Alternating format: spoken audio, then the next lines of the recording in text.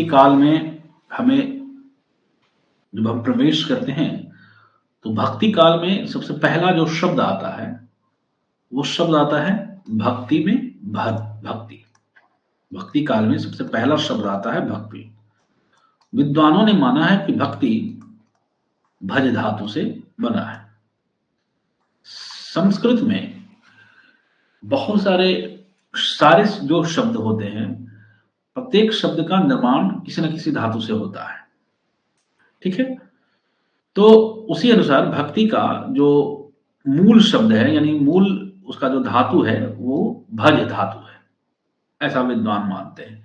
विशेष रूप से यदि आप हिंदी की तैयारी कर रहे हैं, हिंदी साहित्य से संबंधित परीक्षाओं की तैयारी कर रहे हैं, तो ये भी आप लोगों को याद रखना होगा कि भज धातु से माना किसने है। तो परीक्षाओं में दे देता है कि मोनियर विलियम्स। ठीक है? मोनियर विलियम जो है वो मानते हैं कि भक्ति की जो उत्पत्ति है वो भज धातु से मानी गई है। ठीक है? ये भी ध्यान में रखना है आप लोगों की परीक्षा के दृष्टिकोण से। अच्छा, सबसे पहले हम लोग ये देखें कि यह जो भक्ति शब्द है, इसका सर्वप्रथम प्रयोग कहां हुआ था। सर्वप्रथम इसका प्रयोग कहां हुआ था? तो इसका बताया जाता है कि भक्ति का सर्वप्रथम प्रयोग, इस शब्द का सर्वप्रथम प्रयोग एक उपनिषद है, श्वेताश्वत्तर। ठीक है? एक उपनिषद है श्वेताश्वत्तर। इस उपनिषद में सर्वप्रथम भक्ति शब्द का प्रयोग मिलता है, इस उपनिषद में। ठीक है? यह भी परीक्षा के दृष्टिकोण से बहुत महत्वपूर्ण माना जाता है। अब इसके बाद हम लोग आएंगे कि भक्ति के विषय में, कि भक्ति आंदोलन, हम लोग जानते हैं कि भक्ति आंदोलन के विषय में विद्वानों का बहुत अपना मत है कि भक्ति आंदोलन के विषय में, कि इस भक्ति आंदोलन की उत्पत्ति के पीछे का कारण क्या है, क्या कारण है कि भक्ति साहित्य इतना समृद्ध रचा गया इसी कालखंड में। तो आप सभी लोग जानते हैं कि विभिन्न विद्वानों का इस पर मत अलग अलग है। कुछ विद्वान कहते हैं कि यह इस्लामी आक्रमण की देन है, कुछ विद्वान कहते हैं कि नहीं, यह स्वाभाविक चिंता का विकास है। तो हमें यह जानना होगा कि विभिन्न विद्वानों के क्या क्या मत हैं। तो सबसे पहले हम लोग कुछ और जो महत्वपूर्ण बातें हैं भक्ति के विषय में, वो हम लोग जान जाते हैं। तो एक चीज तो यह हम लोगों ने जानी कि भक्ति की उत्पत्ति भज धातु से है। भक्ति की उत्पत्ति भज धातु से है, पहली चीज जानी। दूसरी चीज जानी कि भक्ति शब्द का सर्वप्रथम प्रयोग कहां मिलता है। तो एक उपनिषद है, उपनिषद में होता है। ठीक है?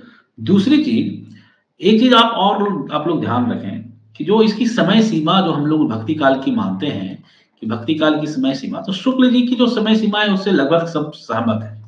1375 विक्रम संवत से 1700 विक्रम संवत तक की का जो समय है, इसको सब लोग सहर्ष स्वीकार करते हैं। इसमें कोई मतभिन्नता नहीं है, मतैक्य है। अब मोनियर विलियम्स ने, तो हम लोगों ने जाना कि मोनियर विलियम्स ने माना कि भज धातु से इस शब्द भक्ति का निर्माण हुआ है। क्या वह श्लोक क्या है? यह जो उपनिषद है श्वेताश्वत्तर, इस उपनिषद में वह जो श्लोक है वो क्या श्लोक है जो इसमें भक्ति के सर्वप्रथम शब्द प्रयुक्त हुआ? तो है यस्य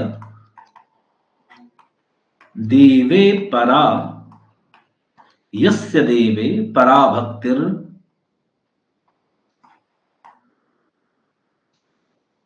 यस्य देवे परा भक्ति यथा देवे तथा गुरो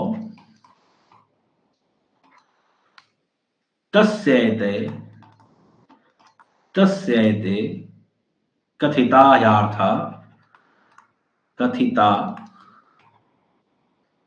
ह्यार्थाः प्रकाश्यन्ते प्रकाशन्ते महात्मनः। यह किसने कहा? तो यह श्वेताश्वत्तर जो उपनिषद है, उस उपनिषद में इस भक्ति शब्द का सर्वप्रथम प्रयोग देखने को मिलता है। ठीक है। अब भक्ति के विषय में और कौन कौन किस विद्वान ने क्या क्या कहा है, यह भी देख लें कि भक्ति आखिर है क्या। तो तुलसीदास कहते हैं, मध्य काल के भक्ति काल के जो प्रसिद्ध राम भक्ति शाखा के प्रसिद्ध कवि तुलसीदास जी कहते हैं कि जाते बेगी द्रबहु मैं भाई,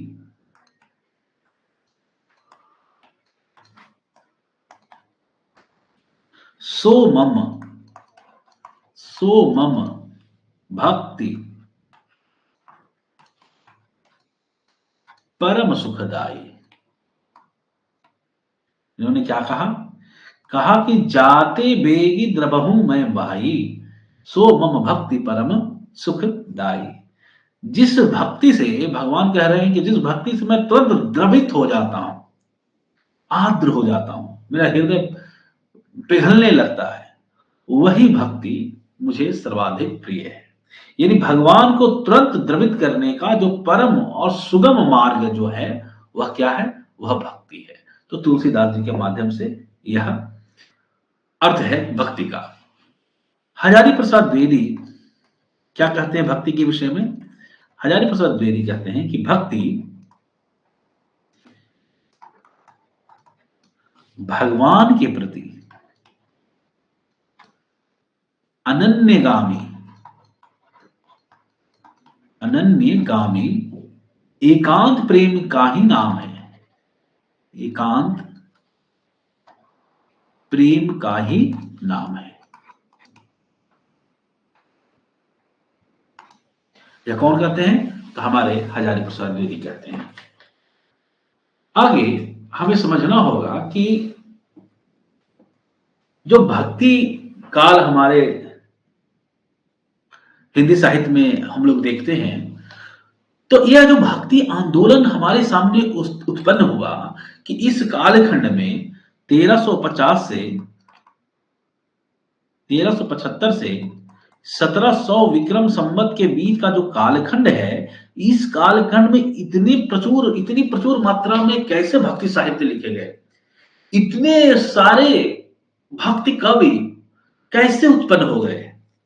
यह अद्भुत आश्चर्य की बात है कि एक प्रकार की क्रांति दिखलाई पड़ती है कि समाज के विविध वर्गों के लोगों ने अपनी लोक भाषा में राम महिमा, सूफी काव्य परंपरा और अन्य जितने भी प्रकार हो सकते हैं, उन माध्यमों के माध्यम से उन्होंने उन माध्यमों से अपनी भक्ति प्रकट की है।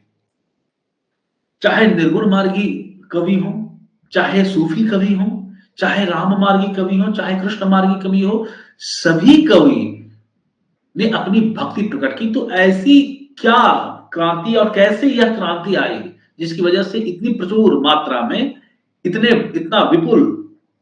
इस विपुल साहित्य का निर्माण हुआ। तो इसके विषय में लोगों में मतैक्य नहीं है, सब लोग अपने अपनी तरीके से बात करते हैं। तो सबसे पहले हम लोग देखते हैं कि शुक्ल जी क्या कहते हैं। यानी भक्ति आंदोलन जो हुआ,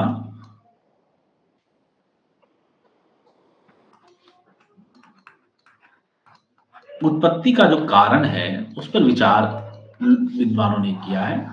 तो सबसे पहले हम लोग देखते हैं रामचंद्र शुक्ल ने क्या कहा है। रामचंद्र शुक्ल कहते हैं कि अपने पौरुष से हताश जाति के लिए, अपने पौरुष से हताश जाति के लिए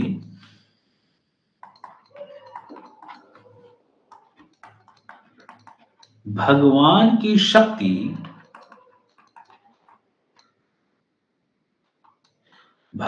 शक्ति और करुणा की ओर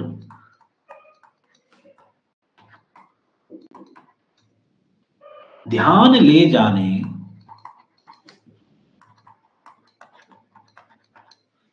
के अतिरिक्त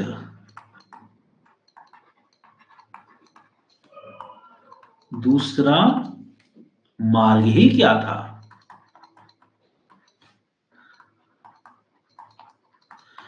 अब यहां शुक्ल जी ने स्पष्ट कहा, इन्होंने कहा कि इस्लामी आक्रमण हो रहे थे, हिंदुओं के सामने उनके पवित्र जो मंदिर थे वो गिराए जा रहे थे और हिंदू कुछ कर नहीं पा रहे थे।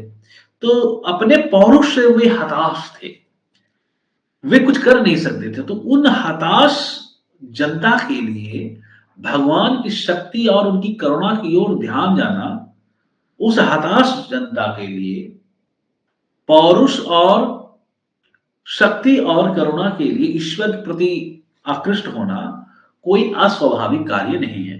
यानी शुक्ल जी कहते हैं कि उस समय की जनता हताश थी और वो कुछ कर नहीं पा रही थी उन आक्रमणों के विरुद्ध।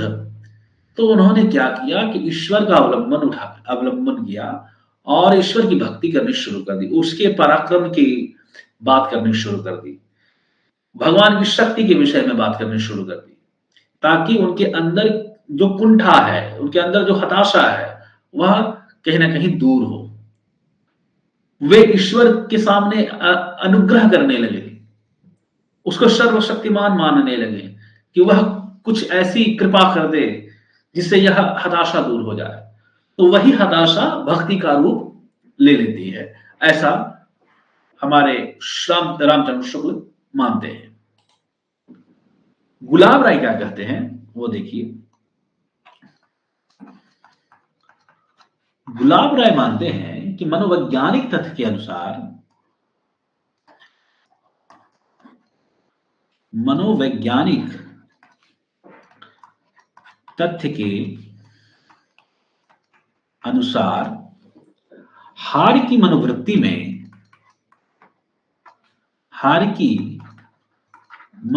में दो बातें संभव हैं। दो बातें संभव हैं, या तो अपनी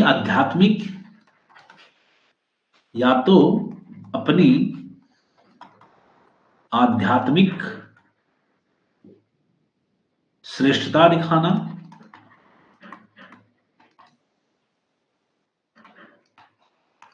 या तो अपनी आध्यात्मिक श्रेष्ठता दिखाना, या भोग विलास में पड़कर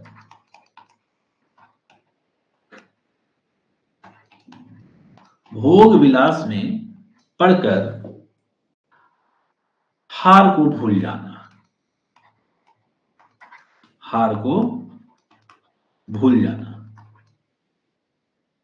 भक्ति काल में लोगों में प्रथम प्रकार की प्रवृत्ति पाई गई।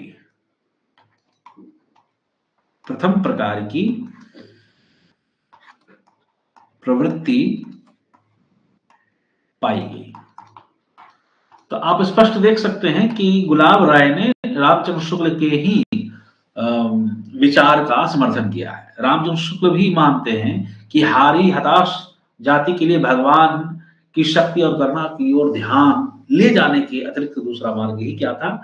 तो ठीक वही बात इन्होंने भी कही कि मनोवैज्ञानिक तथ्य के अनुसार हार की मनोवृत्ति में दो बातें संभव है, या तो अपने आध्यात्मिक श्रेष्ठता दिखलाए या भोग विलास में पड़कर हार को भूल जाए। तो इन्होंने क्या दिखलाया, हार की मनोवृत्ति तो थी ही। तो गुलाब राय का मानना है कि भक्ति काल में लोगों ने भोग में न पड़कर आध्यात्मिक श्रेष्ठता दिखलानी शुरू कर दी। ठीक है, आगे हम लोग देखते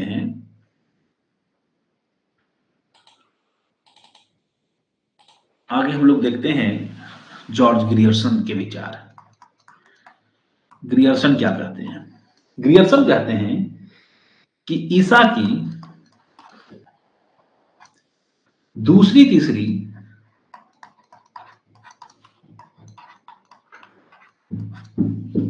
शताब्दी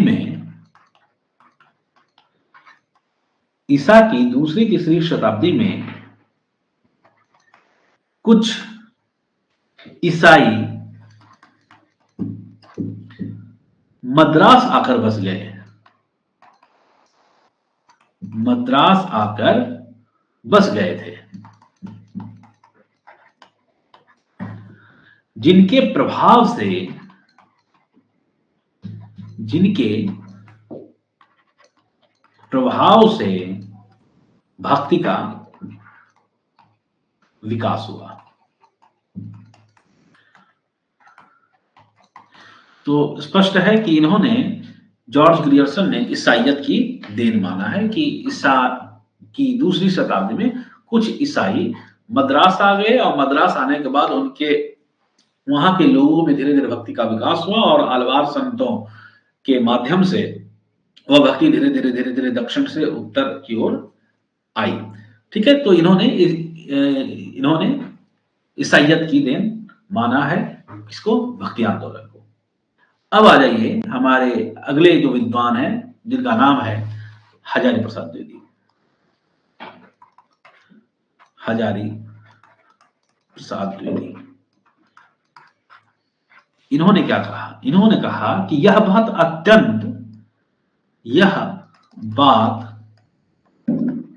अत्यंत उपहासास्पद है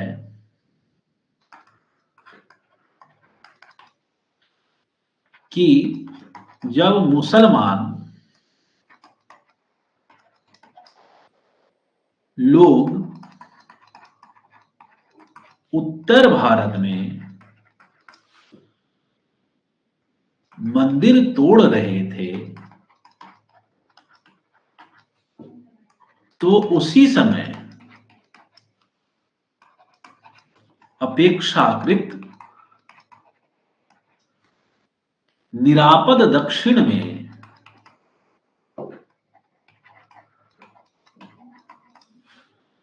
भक्त लोगों ने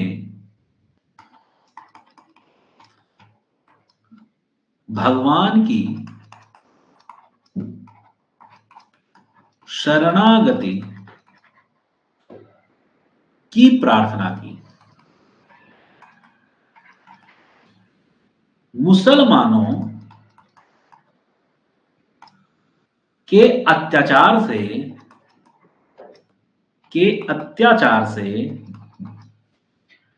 यदि भक्ति की भावधारा को उमड़ना था तो पहले उसे सिंध में और फिर उसे उत्तर भारत में प्रकट होना चाहिए था।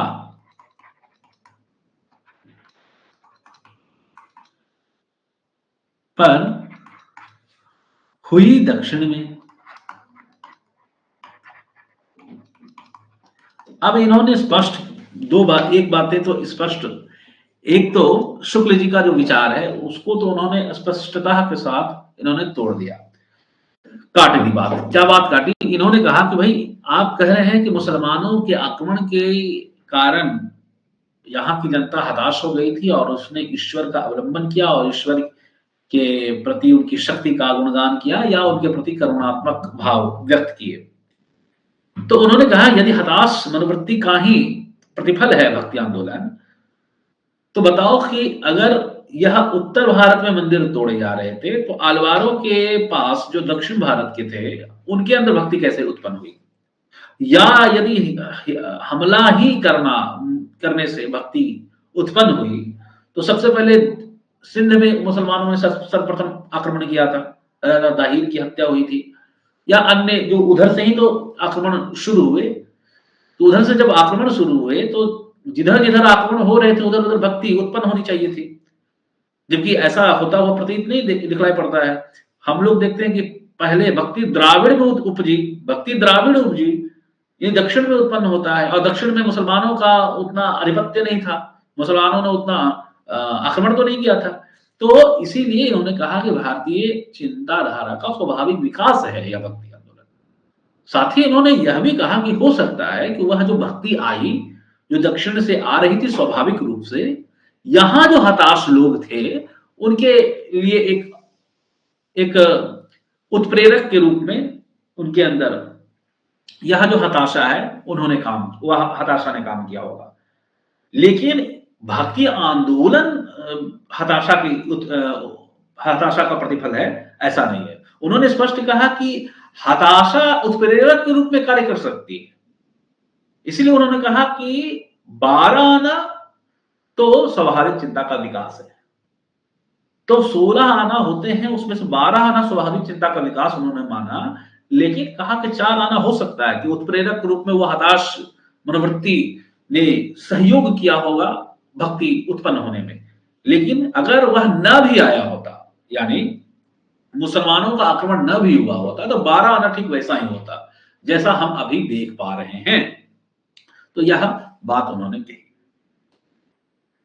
ठीक है, तो इसमें और कोई विशेष बात है नहीं। तो यदि हम लोग कहें कि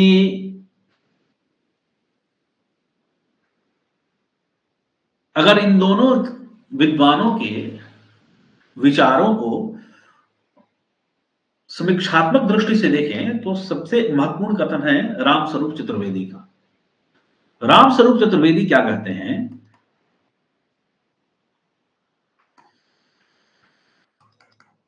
इन्होंने कहा कि बात ऐसी है कि शुक्ल जी की दृष्टि और द्विवेदी जी की दृष्टि में थोड़ा सा अंतर है।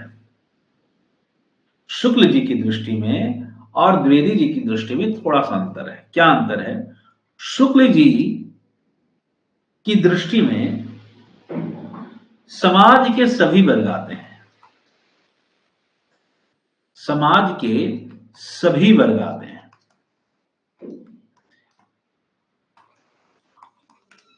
ठीक है, इसे वे जनता कहते हैं, जनता से संबोधित करते हैं। इसे वे जनता कहते हैं।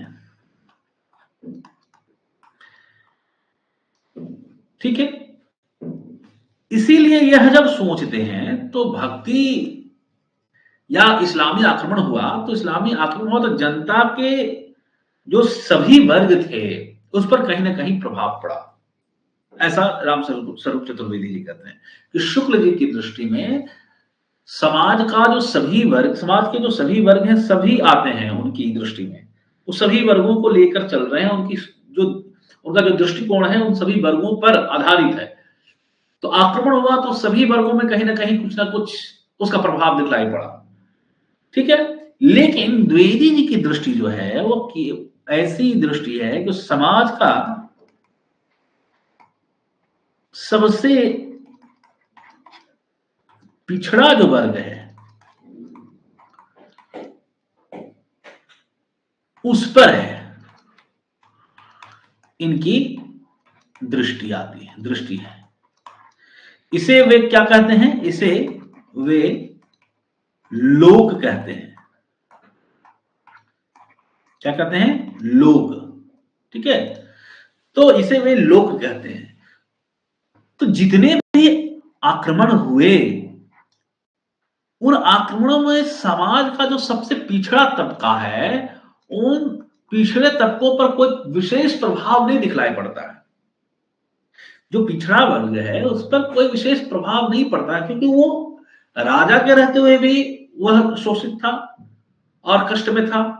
इस्लाम के आक्रमण के बाद और इस्लामी शासन व्यवस्था के स्थापित हो जाने के बाद भी उसकी स्थिति जस की तस रही, तो उस पर कोई इस आक्रमण का कोई प्रभाव नहीं पैदा हुआ।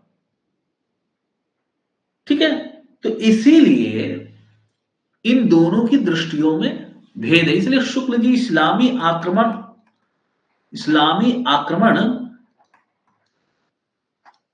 इनके लिए, शुक्ल जी के लिए इस्लामी आक्रमण महत्वपूर्ण है, द्विवेदी जी के लिए महत्वपूर्ण नहीं है। यह ध्यान देने की आवश्यकता है। तो इसी को केंद्र में रखकर रामस्वरूप चतुर्वेदी जी लिखते हैं कि इस्लामी आक्रमण का प्रभाव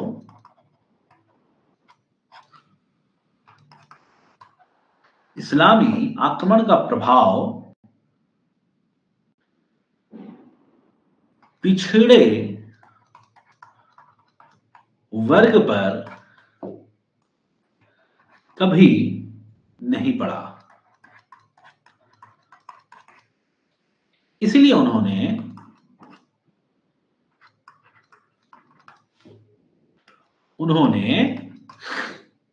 12 आना इनको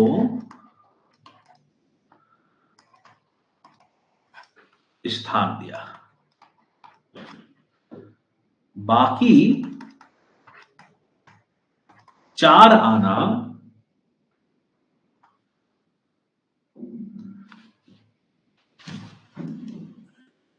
उनका अक्षरशः कथन नहीं है, ये मैं आप लोगों को समझाने के लिए लिख दे रहा हूं।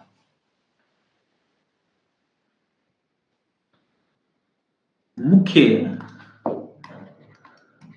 धारा के लोगों को दिया। ठीक है, तो ये बात रामस्वरूप चतुर्वेदी के कथनों से व्यक्त होता है। ठीक है, ये कथन रामस्वरूप चतुर्वेदी का नहीं है, याद रखिएगा। रामस्वरूप चतुर्वेदी का कथन नहीं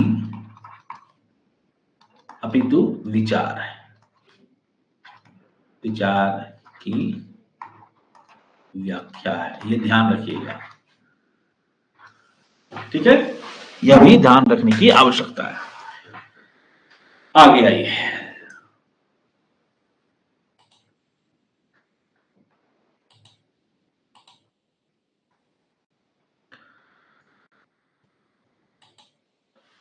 आगे हम लोग देखेंगे कि इसी भक्ति आंदोलन में और भी कोई महत्वपूर्ण अगर कथन है तो देख लेते हैं। तो ये जो रामस्वरूप चतुर्वेदी का जो कथन यहां पर मैंने लिखा है, इनका कथन ये नहीं, ये उनके विचार हैं, तो इस विचार को मैंने अपनी भाषा में लिख दिया। अब इनकी जो बात है वो बात जो अक्षरशः है रामस्वरूप चतुर्वेदी की, वो बात मैं लिख रहा हूं, वो देखिए। मध्यकालीन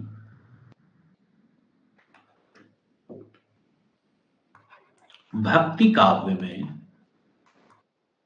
मध्यकालीन भक्ति काव्य के उदय में इस्लाम की आक्रामक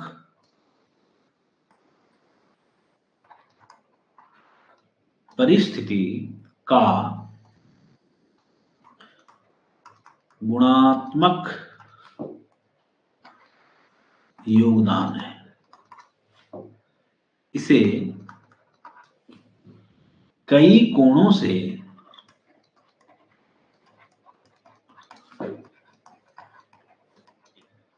देखा और समझा जा सकता है, और ऐसा मानने में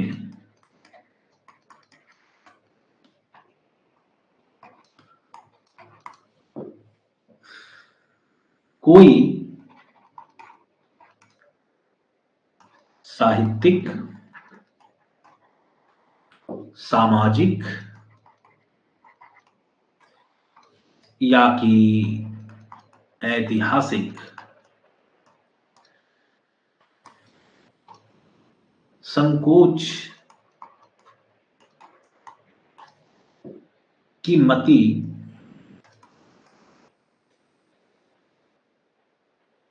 नहीं जान पड़ती।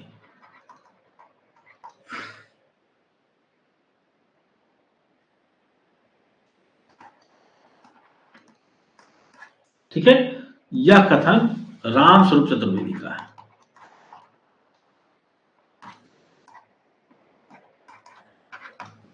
तो इन्होंने ठीक अक्षरशः अगर हम लोग देखें तो शुक्ल जी के विचारों का ही समर्थन किया है।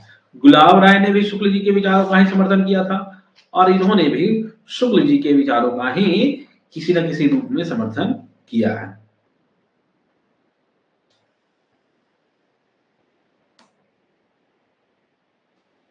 ठीक है।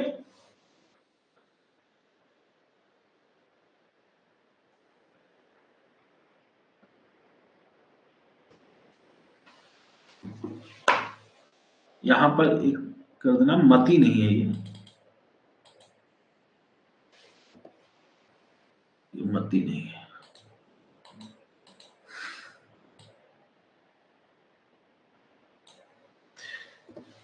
संकोच की बात है ये बात।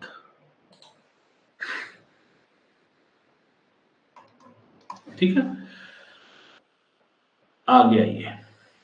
अब ये तो विचार हम लोगों ने देख लिया कि भक्ति आंदोलन के उदय के पीछे के क्या कारण थे। तो मुख्य रूप से हमारे शुक्ल जी ने इस्लामी आक्रमण को नतीजा माना कि इस्लामी आक्रमण की ही देन है यह भक्ति आंदोलन। ठीक है। फिर ग्रियर्सन आते हैं। ग्रियर्सन ने कहा ईसाइयत की देन है। ठीक। फिर आगे किसने क्या कहा? आगे कहा कि शुक्ल जी ने तो कहीं दिया कि इस्लामी आक्रमण की देन है। हजारी प्रसाद द्विवेदी ने क्या कहा? उन्होंने कहा कि भारतीय चिंता का स्वाभाविक विकास है। मुक्तिबोध ने क्या कहा? मुक्तिबोध ने कहा कि ऐतिहासिक सामाजिक शक्तियों के रूप में जनता के दुख व कष्टों से हुआ। क्या हुआ? भक्ति आंदोलन का जन्म ऐतिहासिक सामाजिक शक्तियों के रूप में जनता के दुख और कष्टों से हुआ। यानी जो जनता के दुख थे उस समय, ऐतिहासिक कारणों से भी और सामाजिक कारणों से भी, उन्हीं दुखों और कष्टों का प्रकटीकरण भक्ति के रूप में दिखलाई पड़ता है। यह हो गया। आगे रामविलास शर्मा क्या बोलते हैं?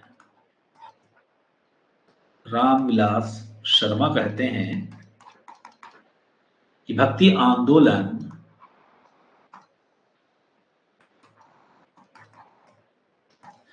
एक जातीय और जनवादी आंदोलन है। ठीक है। और संस्कृत के बड़े आचार्य और भक्ति के भी बहुत बड़े कवि और भक्त वल्लभाचार्य क्या कहते हैं? वल्लभाचार्य कहते हैं कि म्लिक्षाक्रांतेषु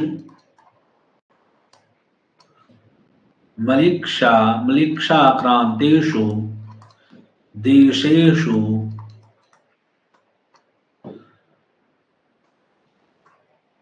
पापैक